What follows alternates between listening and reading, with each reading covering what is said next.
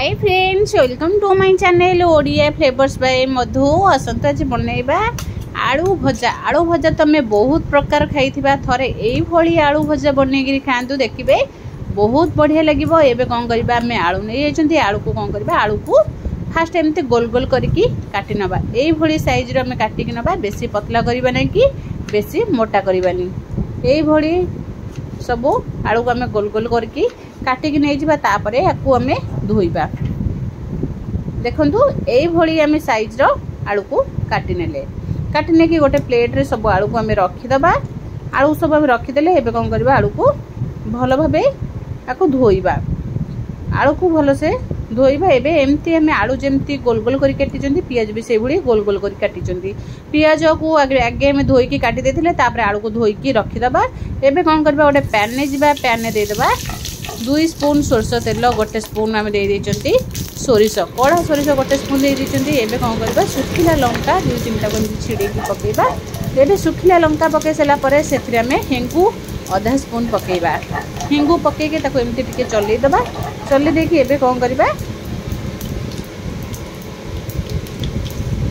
एबे हेंगू पके सला परे एबे कोन करबा, ताको टिके एमती भलो भाबे एपट सेपट कर दबा, जेमती हमरो भलो भाबे मिसी जबो। एबे तादर टिके हमें भुसंग पत्र पके दबा। भुसंग पत्र पकेकी भाजी सला परे 2टा सुखिला लंका को, सॉरी 2टा कंचा लंका को एमती हमें चिरीकी मझिरु पकेइछंती। पकेकी ताको एमती ताको गोटे खड़िका साहाଯ୍य एमती चलै परिबे, न खाली पैन टाको धोई केमती चलै परिबे। एबे कोन करबा, धुआई कि आलू को हमें चोपा न छोड़े कि आलू को काटिचंती। एबे कोन करबा, आलू को सब एमती गोल गोल करी काटिथिले, ताको धोईकी रखि देथिले। एबे हमें मसला रे आलू को पकेकी कोन करबा, स्वाद अनुसार पके देबा लूण। एबे पके देबा लूण, पकेकी याको टिके भलो भाबे गोळै पाके।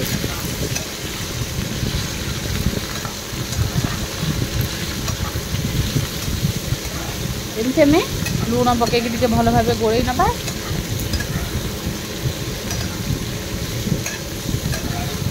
लूण रे टिके भलो भाबे हमें कोन करबा, मिसै देबा। ए मसला लूण सहित भलो भाबे आलू जेमती हमर भलो भाबे मिसै दे। एमती ताको उल्टा पाल्टा करके मिसै देबा। एबे कोन करबा, गैस को हमें हाई फ्लेम रे देबा, बिल्कुल भी सिम रे रखिबानी। एबे कोन करबा, लूण पकेकी खाली आलू को भाजीबा। बहुत बढ़िया एमती आलू भजा लागबो, पूरा कटकड़िया, खाइबा को तो बहुत बढ़िया लागिबो।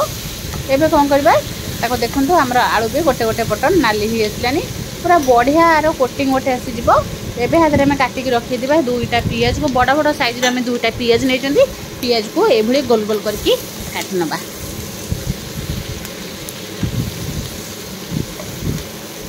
पियाज को भी आलू सहित पकेकी भलो भाबे भाजीबा। हलदी हमें पछरे पकेबा, आगे पियाज आलू को भलो भाबे मसला सहित भाजी नबा।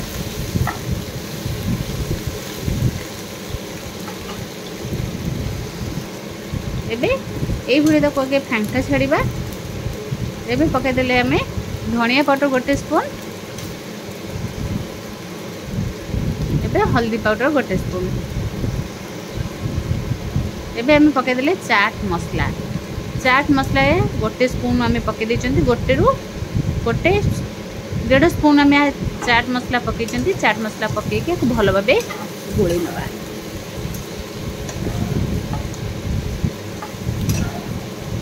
एबे धनिया पाउडर, चाट मसला, हल्दी पाउडर पकेकी हमें आलू को भलो भाबे गोळै नबा। बिल्कुल भी याको हमें घोड़ैबानी। एई भली भाबे हमें कोन करबा, फांका रे एमती भाजी नबा। एबे देखनु पूरा सुखा सुखा भजा हबो, खाइबा को बहुत बढ़िया लागिबो। एमती रे छोटो छुआन को भी एई भली आलू भाजी के देले बहुत पसंद करबे खाइबा को। एबे कोन करबा, देखंतु एपट सेपट करके भाजी लेला परे हमरा आलू भजा प्राय हेई आसलानी। आउ टिके ताको हाई फ्लेम रे हमें बसैबा। एबे आउ टिके ताको गोळै नबा। किछि हाथ रे बेसी जिंस नै, बहुत कम जिंस रे हमर भजा रेडी हेजबो। एमिति स्वादिष्ट भजा खाइबा को तो बहुत बढ़िया लागिबो। पूरा क्रिस्पी आ क्रंची लागिबो खाइबा को। पूरा एमती पूरा कोटिंग टाइप रो बाहर के आसीबो आलू। याको पखाड़ भात सहित किंबा रुटी परोटा जहा सहित खांतु बढ़िया लागिबो। एबे कोन करबा, आउ टिके ताको 2 ରୁ 3 मिनिट पई छाडी दबा। राग भी हमें बहुत कम पकईचंती। जदि छोट छुआ खाइबा को राग ताले आम कंचा लंका पकईले कंचा लंका पकई पारानी कंचा लंका हो ना सुखिला लंका जदि बड़ मैंने खाऊँ निहाती लंका पकईबे।